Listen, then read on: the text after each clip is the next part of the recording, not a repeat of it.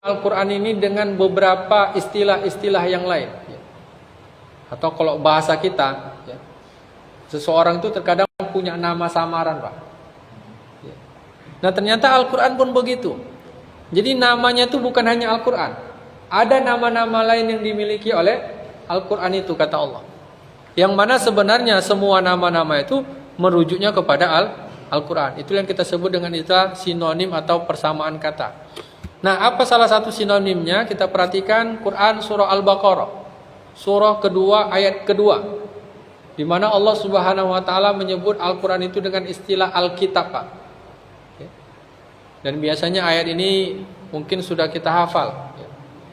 Alif Lam Mim, dzalikal kitabula raiba fihi hudal lil muttaqin. Alif Lam Mim, yang demikian itu Al-Quran merupakan Al-Kitab yang tidak ada keraguannya, menjadi petunjuk bagi orang-orang yang bertakwa. Jadi Allah menyebut Al-Quran itu dengan istilah Alkitab, Pak. Nah, ini dia. Kalau selama ini disebut Alkitab, biasanya kemana itu, Pak? Ya, kitabnya non-muslim, ya kan? Padahal itu nama lain dari Al-Quran. Cuma karena memang kurang familiar, ya, nggak begitu dikenal oleh umat Islam, jadi dianggap tabu dia. Jadi ketika Allah menyebutkan Alkitab, berarti salah satu maknanya adalah Al-Quran. Jadi nanti selanjutnya kalau kita temukan istilah Alkitab tadi, Pak, di dalam Al-Quran, berarti itu maksudnya adalah Al-Quran, merujuk kepada ayat-ayat Allah Subhanahu wa taala. Jadi salah satu sinonim yang pertama yakni Alkitab, artinya adalah ketentuan, ya. Atau bisa juga disebut buku. Nah, ini dia. Jadi yang demikian itu adalah buku Allah yang tidak ada keraguannya. Artinya nggak perlu disangsikan, Pak, Quran itu. Karena isinya merupakan sebuah kebenaran dari Allah Subhanahu wa taala.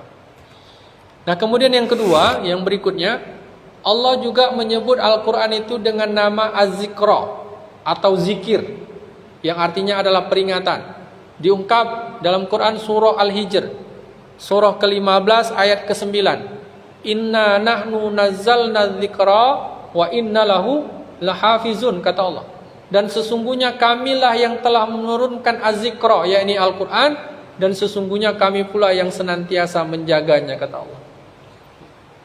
Jadi zikir itu adalah Quran, Pak. Makanya termasuk ini, Pak, pertemuan kita nih disebut juga majelis zikir. Majelis yang di dalamnya dibacakan ayat-ayat Al-Quran. Karena Allah menyebut Quran itu dengan nama Az-Zikra, yang artinya adalah peringatan atau pengajaran. Jadi zikir itu secara bahasa artinya peringatan, mengingat Allah, kan? Jadi ketika kita duduk di majelis ilmu ini kita sedang mengingat Allah sebenarnya. Kita sedang berzikir. Nah, kemudian yang ketiga, Allah juga menyebut Al-Quran itu dengan istilah Al-Haq, yang artinya adalah kebenaran. Quran surah Yunus, surah ke-10 ayat 108, di mana Allah Subhanahu wa taala berfirman, "Qul ya ayyuhan nas qad ja'akumul haqqu mir rabbikum." Katakanlah wahai Muhammad kepada manusia, wahai manusia, sesungguhnya telah datang kepadamu sebuah kebenaran, yakni Al-Quran dari Tuhanmu Allah Subhanahu wa taala. Jadi selain Az-Zikir, ya, Allah juga menyebut Al-Quran itu dengan istilah Al-Haq, yang artinya adalah sebuah kebenaran yang mutlak, sebuah kebenaran yang pasti. Makanya di masyarakat kita pun ada istilah HAM, Pak, ya kan? Hak asasi manusia, ya. Hak itu artinya kebenaran, ya, lawan kata dari kebohongan atau kepalsuan. Sehingga nggak ada yang palsu dan dusta di dalam Al-Quran itu, Pak. Jadi tadi 6.236 ayat di dalam Al-Quran itu isinya semua adalah kebenaran. Makanya sampai sekarang, ya, berapa banyak upaya orang-orang di luar Islam itu, ya, kaum orientalis ingin mencari letak kelemahan dan kekeliruan Al-Quran, ternyata tidak bisa ditemukan, malah akhirnya masuk Islam. Jadi dia mencoba untuk mencari di mana cacatnya Quran itu, ternyata nggak ada. Kenapa? Karena Allah sudah tegaskan, Al-haqqu mir rabbikum. Quran itu merupakan kebenaran dari Allah. Ya. Nah ini sinonim yang ketiga. Jadi yang pertama Alkitab, yang kedua Az-Zikra, dan yang ketiga adalah Al-Haq. Nah kemudian yang berikutnya, yang keempat, Allah menyebut Al-Quran itu dengan istilah Ar-Ruh. Ya. Artinya sesuatu yang menghidupkan atau menggerakkan. Sebagaimana yang diungkap oleh Allah Subhanahu wa taala dalam Quran surah Asy-Syura, surah ke-42 ayat 52. Wa kadzalika auhayna ilaika ruham min amrina, kata Allah. Dan demikianlah telah kami wahyukan kepadamu wahai Muhammad, yakni ruh atau Al-Quran berdasarkan perintah kami, kata Allah. Jadi Allah menyebut Al-Quran itu dengan istilah Ar-Ruh. Makanya malaikat Jibril Pak julukannya Ruhul Amin. Artinya yang dipercayai membawa Al-Quran, membawa ruh. Makanya kalau kita perhatikan pun dalam salah satu surah Al-Qadar, malam Lailatul Qadar itu adalah tanazzalul malaikatu warruh. Malam turunnya ruh Al-Quran. Nah ini dia. Jadi Allah menyebut Al-Quran itu dengan istilah Ar-Ruh, yang artinya sesuatu yang menghidupkan atau menggerakkan. Atau kalau dalam bahasa kita spirit. Ya ibarat manusia lah Pak, ya kan? Ada ruhnya. Kalau nggak ada ruhnya, mati dia, nggak bergerak, nggak hidup. Nah begitu juga dengan Quran ini. Jadi kalau ada Al-Quran ini di dalam jiwa manusia, tentu dia akan tergerak untuk beribadah kepada Allah. Tapi kalau nggak ada, mau ajan nggak peduli dia itu. Makanya sampai sebagian ulama menyatakan orang-orang yang tidak ada Al-Quran di dalam jiwanya itu seperti bangkai, ya bangkai berjalan. Jadi Quran itu ruh Pak, sesuatu yang menggerakkan manusia. Nah kemudian yang berikutnya, yang kelima, Allah menyebut Quran itu dengan istilah An-Nur, yang artinya adalah cahaya. Quran surah At-Taghabun, ya, surah ke-64 ayat 8. Fa'aminu billahi wa rasulihi wan nuril ladzi anzalna, kata Allah. Maka berimanlah kalian wahai manusia kepada Allah dan Rasulnya dan kepada cahaya, yakni Al-Quran yang telah kami turunkan, kata Allah.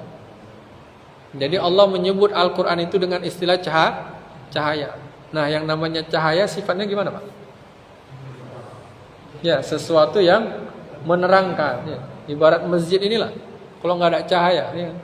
Sama semua Pak, lepat hitam, risol hitam, ya kan? Nggak ada bedanya, susah membedakan. Tapi karena ada cahaya akhirnya semua semakin jelas, ya. Kita bisa membedakan mana hitam mana putih. Nah begitu juga dengan Quran ini Pak. Jadi Quran ini ingin memberikan isyarat kepada kita supaya kita bisa membedakan mana yang baik, mana yang buruk, ya. Karena sifatnya menjelaskan atau menerangkan. Nah cuma kan kalau di masyarakat kita istilah nur ini Pak identik dengan nama apa ini? Ya, nama perempuan, ya. Termasuk masjid ini, Masjid Nurul Huda, ya kan? Jadi nur ini nama Al-Quran sebenarnya. Kalau bahasa bebasnya si nur, ya. Si cahaya. Jadi sesuatu yang memberikan pencerahan bagi kehidupan manusia. Jadi sinonim yang kelima, Allah menyebut Al-Quran itu dengan nama An-Nur. Nah kemudian yang berikutnya, yang keenam, kita perhatikan Quran surah Al-Waqi'ah, surah ke-56 ayat 81. Terkadang Allah juga menyebut Al-Quran itu dengan istilah Al-Hadis, yang artinya adalah berita atau kisah, ya. Afa bihadzal hadits antum mudhinun, kata Allah. Maka apakah kamu wahai manusia menganggap remeh hadis, yakni Al-Quran ini, kata Allah. Jadi Allah menyebut Al-Quran itu dengan sebutan atau istilah hadis. Dan memang kalau kita perhatikan Pak, Al-Quran itu hampir sebagian besar isinya hadis, berita atau kisah. Salah satu contoh dalilnya, hal ataka hadithu Musa. Belumkah datang kepadamu kisah tentang Musa? Hal ataka hadithul junud. Belumkah datang kepadamu kisah tentang bala tentara? Hal ataka hadithul ghasyiyah. Belumkah datang kepadamu kisah tentang hari yang menyelimuti.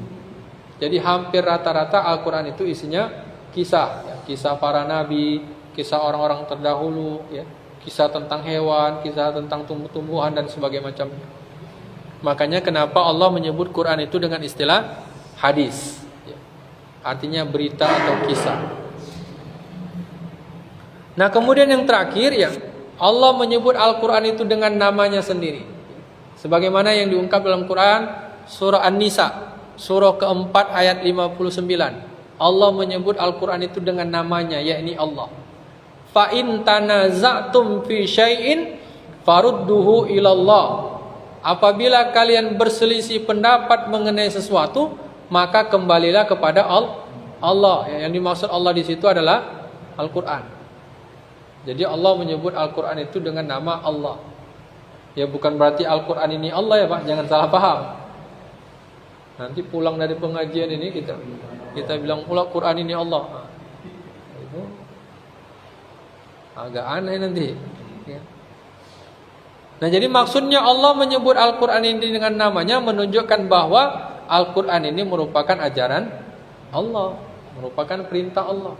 Makanya farudduhu ilallah, kembalilah kepada ajaran Allah, yakni kepada Al-Quran. Jadi lebih kurang ada beberapa sinonim ya yang bisa kita lihat di dalam Al-Quran itu, dan sebenarnya masih banyak Pak.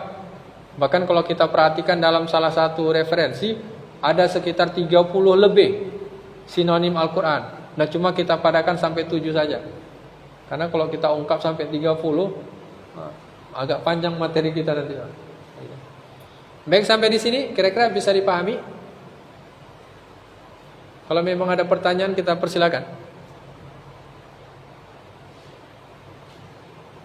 Jadi artinya ketika kita temukan istilah-istilah ini Pak ya, berarti itu masuknya ya, merujuk kepada Al-Quran ya. Jadi Alkitab ya, kemudian Az-Zikra, Al-Hadis, Ar-Ruh, An-Nur ya, itu semua maksudnya adalah ajaran Al-Quran. Ini dia.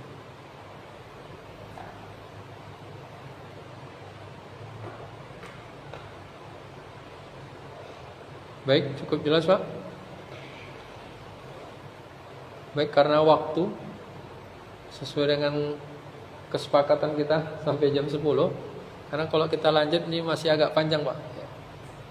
Jadi mungkin untuk sementara kita padakan dulu pertemuan kita ya. Insya Allah akan kita lanjut materi kita pada pertemuan berikutnya. Jadi kita baru sampai pada subbab yang kedua, yakni muradif atau sinonim. Masih ada beberapa subbab lagi ya. Yang mudah-mudahan kita masih diberikan kekuatan dan kesehatan, dan tentunya juga keistiqomahan supaya kita bisa hadir lagi di pertemuan berikutnya. Amin ya rabbal alamin. Baik, mungkin untuk sementara itu dulu ya. Kita sudahi dengan lafaz hamdalah. Alhamdulillahirabbil alamin. Kita tutup dengan doa kafaratul majlis. Subhanakallahumma wa bihamdik, asyhadu an la ilaha illa anta wa nastaghfiruk wa natubu ilaik. Wassalamualaikum warahmatullahi wabarakatuh.